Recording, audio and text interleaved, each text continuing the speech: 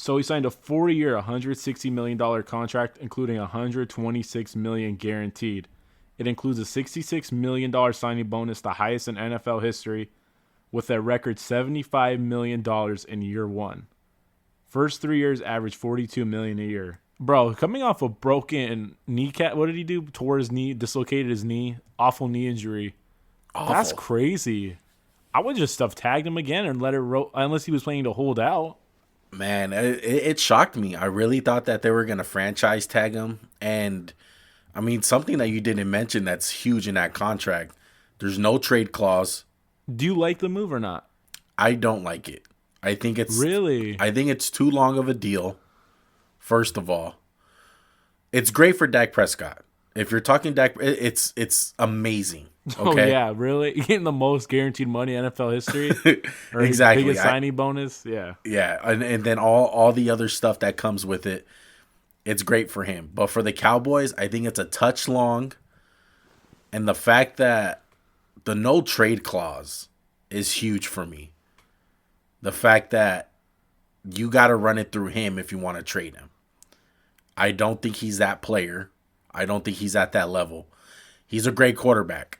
Don't get me wrong. He has the numbers on all that, but I think they paid him a little bit too much and it was a little bit for too long. I wouldn't have been mad if this was like a 2-year deal. At least he's not 30 though. He's 28, so he'll only be 32 by the end of it. Yeah, he'll It's still not be in his old. prime. Well, here's my thing, right? Is Dak Prescott really worth $40 million a year? No, I would say no. He's not. He's more of a $30 million to $32 million quarterback.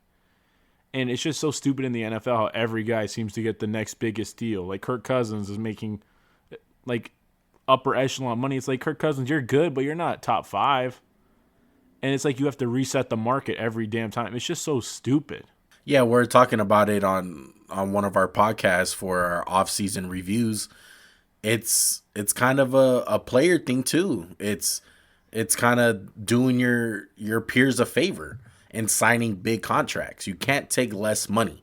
You have to take all that you can get, and you got to be able to set the market as a player. Because you're doing other guys a disservice if you're not doing that. I will say this, though. This secures Dallas having the best quarterback in the division by a mile as of right now. Jalen Hurts, Heineke / whoever they pick, and Daniel Jones aren't in the realm of Dak Prescott right now. He is clear-cut the best quarterback by far, even coming off the injury. Yeah, and I think the biggest question is if he was prepared to sit out, I think they did the right move. But deep down inside, I don't think Dak Prescott was gonna sit out. I truly don't believe that. I think his stock would have went down because I think the injury is a big problem. I mean, he started off the year on fire too, right? Like 1,900 yards, like 10 touchdowns, couple picks, something like that. And when he went out, though, it really showed they were missing him. That defense was horrible. Andy Dalton wasn't good. Who was the other guy they had? Danucci. Danucci. It was just bad. And like I feel like that kind of put the fire to Dallas's ass. Like, oh, you better get your guy right now. Yeah. And before the injury, Dak's been an Iron Man. I don't think he's missed a game, has he? No, and Dak has been consistent for them, but I didn't see the problem of just tagging him again. I don't think there's any rush. I think they wound up giving in. They wound up giving in, and they shouldn't have paid him all that money. If they would have did it, I would have liked something similar to the Kirk Cousins deal. We're like, okay, It's just too much money. It's too much money for Dak Prescott. Like that's elite top five quarterback money. Dak Prescott's good. Is he a top five quarterback? I wouldn't say so. No, and I don't think that matters these days. I really don't. I think if you're up for a contract and you're anywhere between the top 15 quarterback range, you're gonna get the biggest contract. I just think that's how it works. At some point, though, it is going to level off. Because I think we've got to the point with Mahomes, no one's ever going to approach Mahomes' money. Unless, like, Herbert or someone young has the capability. But I still don't think – I think Mahomes is, like, in a different league, right? And it's just like it seems they're going to reset the market for everybody not named Patrick Mahomes. We'll see, man. I don't believe that. I think a big telling of that would be the salary, the cap.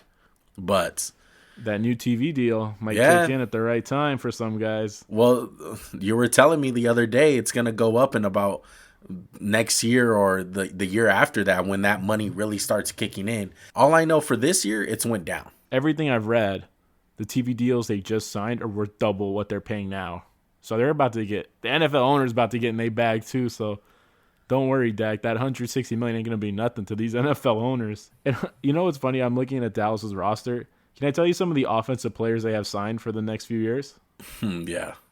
They got CeeDee Lamb 2023, Blake Jarwin 2023, Dak and Amari Cooper 2024. What year do you think Zeke signed through? 2026. Yeah. Come Yeah, on, we'll see Zeke. what happens with that. But Let me just go on a limb. Hot take. He ain't making it to 2026 with the boys, bro. That boy gonna be lucky to make it to 2023. oh my goodness. Maybe Yo, he's even washed. 2021. But Yeah. Oh, jeez. there's a lot of quarterbacks coming off the list, man. So it's interesting to see Dak Prescott go. We're still waiting to see when Deshaun Watson winds up going. But Cowboys got their quarterback, man. They got him for a long time, too.